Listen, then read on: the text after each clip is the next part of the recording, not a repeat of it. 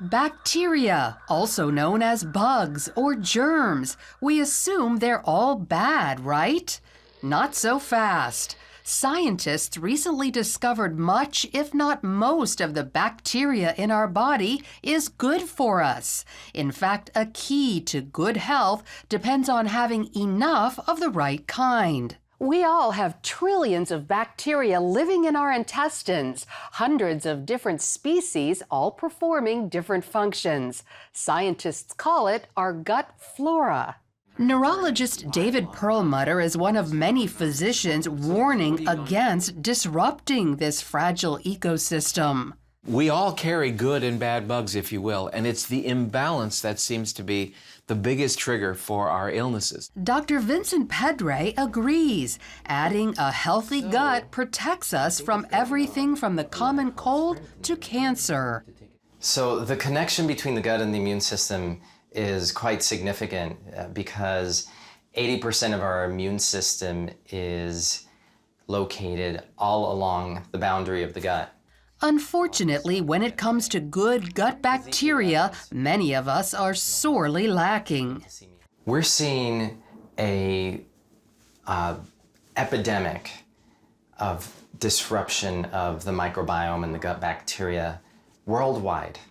And the reason for that is because of such widespread use and prescribing of antibiotics. After all, antibiotics kill bacteria, bad and good. You've got to understand that taking an antibiotic will change the complexity of your gut bacteria and the diversity of the gut bacteria for the rest of your life. Just one course of antibiotics. Processed food can also be a culprit. There's way too much sugar in our diet.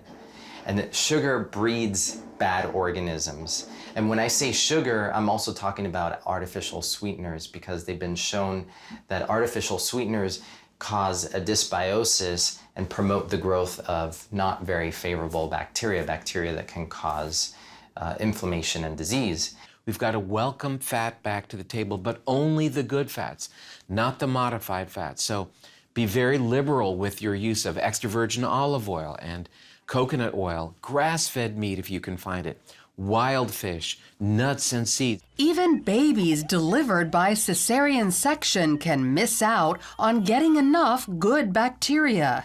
We gain our first bacteria at the moment of birth.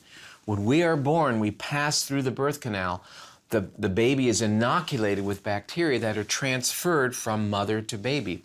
And those are the seeds for the gut bacteria that will last a lifetime. So while our lifestyle choices can really do a number on our intestinal flora, the good news is we can make our gut healthy again and keep it that way with probiotics and prebiotics. Probiotics equal good bacteria. You can find these microscopic organisms in supplements as well as in cultured and fermented foods like kimchi, sauerkraut, yogurt, kefir, and kombucha. Your good bacteria live off prebiotics. Just like good soil, they create a nurturing environment so your bacteria can thrive. You can get prebiotics in supplement form as well as in foods like asparagus, onion, leeks, garlic, and dandelion greens. When people start increasing their prebiotic fiber, the changes in their health the changes are remarkable. Weight loss, immediate. Improvement of mood by adding prebiotic fiber to your diet. Who knew? And this is revolutionary new information. Not only mood, Perlmutter says even serious brain disorders like ADHD, autism, even Alzheimer's can improve by increasing good bacteria because they make neurotransmitters and vitamins while reducing inflammation. Well, I lost my dad just last year to Alzheimer's disease, so I really get it.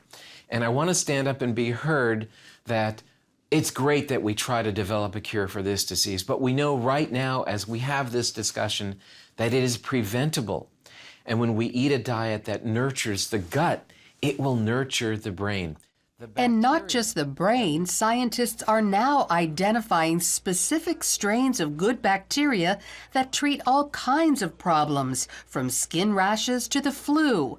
That means a targeted probiotic could take the place of a prescribed drug. I think we're just on the tip of the iceberg of learning how to harness that potential and use it for therapeutic interventions. So if you want to boost your health, doctors say improve your gut flora. That means avoiding processed foods, even antibacterial cleansers and antibiotics when advisable.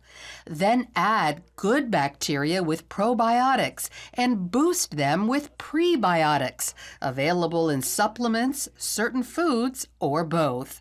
Lori Johnson, CBN News.